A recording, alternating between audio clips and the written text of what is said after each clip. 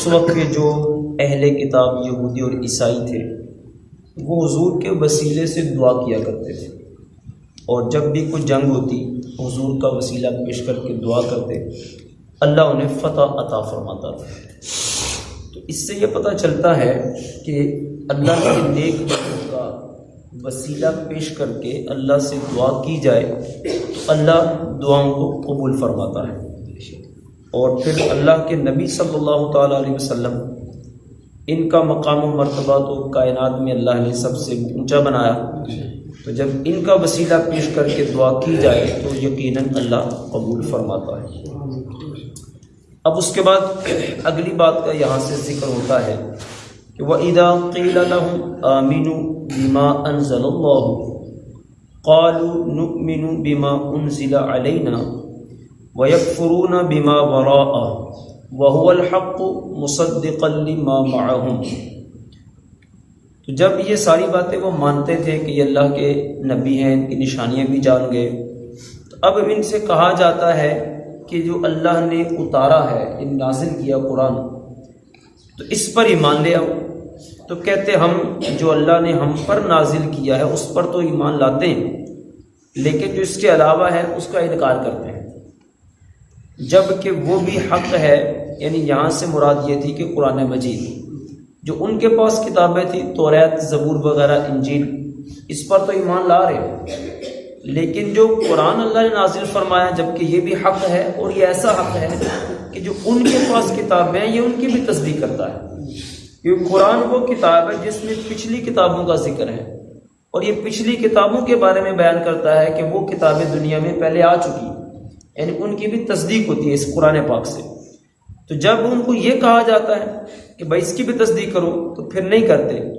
قل، تو اب آپ ان سے کہہ دیں، فَلِمَ تَقْتُلُونَ أَنْبِيَاءَ اللَّهِ مِن قَبْلُ إِن كُنتُم مُؤْمِنِينَ، یعنی اگر تم یہ کہہ رہے ہو نا بھائی ہمارے پاس جو اترا ہے ہم کو اس پر ایمان لا رہے ہیں، توریت پر، انجیل پر، تو اگر تم اتنے ہی سچے پکے مومن تھے تو پھر تم نے انبیاء کو قتل کیوں کیا؟ کہہ تو یہ رہے ہو نا ہم ایمان لے کر آئے جو ہم پہ نازل ہوا، تو پھر اللہ کے نبیوں کو تم نے کیوں قتل کیا ہے؟ فلیما تقتلون انبیاء اللہ، کیوں تم نے اللہ کے نبیوں کو تم نے قتل کیا؟ ان کنتم مؤمنین، اگر تم واقعی سچے مومن ہو۔ اور پھر تم نے ایک اور کام کیا کیا کہ وَلَقَدْ جَاءَكُم مُوسَىٰ بِالْبَيِّنَاتِ، موسیٰ علیہ السلام آئے تمہارے پاس کھلی نشانیاں لے کر۔ پھر تم نے کیا کیا؟ ثُمَّ اتَّخَذْتُمُ الْعِجْلَ مِن بَعْدِهِ، جب موسیٰ علیہ السلام وہاں کوہ طور پر گئے تو تم نے بعد میں بچڑے کو معبود بنا لیا، اس کی پوجا کرنے لگ پڑے۔ وَأَنْتُمْ ظَالِمُونَ، اور تم اس میں بھی ظلم کرنے والے تھے۔ یعنی ایک تو یہ کہہ رہی ہوں کہ کتاب جو ہمارے اوپر آئی ہے ہم اس پر ایمان رکھتے، اگر اتنا ہی پکا تمہارا ایمان تھا تو انبیاء کو کیوں قتل کیا؟ اگر تم اتنے ہی پکے مومن تھے تو موسیٰ علیہ السلام جب گئے کوہ طور پر تو تم نے کیوں اس کے بعد پیچھے سے بچڑا بنا لیا اور اس کی پوجا میں لگ گئے؟ اور پھر جب ہم نے موسیٰ علیہ السلام کو کتاب دے دی اور تمہیں کہا اس کو مانو، پھر تم نے ماننے سے انکار کر دیا۔ اور پھر ہم نے کیا کیا تھا؟ وَإِذْ أَخَذْنَا مِيثَاقَكُمْ وَرَفَعْنَا فَوْقَكُمُ الطُّورَ، ہم نے تم سے پہلے وعدہ کیا تھا کہ کتاب تمہیں دیں گے، تم اس پر عمل کرو گے، لیکن جب تم نہیں مانے تو پھر ہم نے کوہ طور کو ایسے تمہارے اوپر لا کے کھڑا کر دیا تھا۔ یہ ہم نے واقعہ پہلے سنا تھا کہ ایسے کوہ طور ان کے اوپر لا کے کھڑا کر دیا۔ اب اگر بھی نہیں مانو گے تو تمہارے اوپر بھی گرا دیں گے۔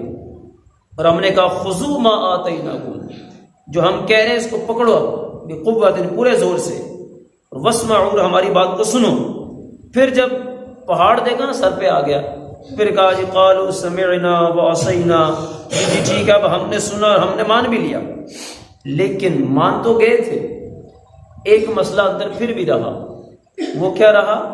اشربوا فی قلوبہم العجل بکفرہم، وہ جو بچڑے کی پوجا کر رہے تھے نا وہ دل سے ابھی نکلا نہیں تھا، وہ اندر رچا بسا ہوا تھا۔ اور وجہ کیا تھی؟ وہ جو کفر کر چکے تھے نا اس کا اندر اثر تھا۔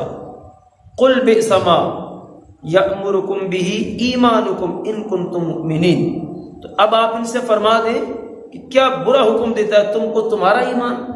یہ تمہاری باتیں ہیں کہ تو ہم ایمان والے ہیں، پھر اتنے سارے کام بھی کرتے ہو، نہ کتاب اللہ کو مانتے ہو، نہ تم نے موسیٰ علیہ السلام کی مانی، نہ تم نے پہلے نبیوں کی مانی. تو کہا اس طرح کی تمہاری باتیں نا یہ تمہارے لیے بہت برا تمہارا ایمان تمہیں حکم دیتا ہے ان باتوں کا. تو اس سے یہ پتہ چلا کہ جب کوئی مصیبت بندے کے پر آتی ہے نا، پھر بندہ فوراً اللہ کے سامنے جھکتا ہے. جیسے کوئی طور پہ کھڑا کیا نا، تو کہا نہیں جب ہم تو سب کچھ کریں گے، ہم مانیں گے. یہی مثال ہماری بھی ہوتی ہے. جب پریشانی آ جاتی ہے، کوئی دکھ پہنچتا ہے، کوئی تکلیف پہنچتی ہے، پھر بڑی اللہ اللہ کرتے ہیں. اور جب وہ غم پریشانی دور ہو گیا، پھر وہی اپنی موج میں مگن ہو گئے، پھر دوبارہ سے وہی دن اور وہی رات ہے. جبکہ ہونا یہ چاہیے خوشی ہو غمی ہو، ہر حال میں اپنے رب کو یاد کرنا چاہیے. حدیث پاک میں ہے کہ بروز قیامت اعلان ہوگا حمد کرنے والے آئیں اور بغیر حساب و کتاب کے جنت میں چلے جائیں. تو پوچھا جائے گا یہ حمد کرنے والے کون لوگ ہیں؟ تو بتایا جائے گا وہ لوگ جو ہر حال میں خوشی ہوتی پریشانی ہوتی ہر حال میں جو اللہ کا شکر ادا کرتے تھے، اللہ کو یاد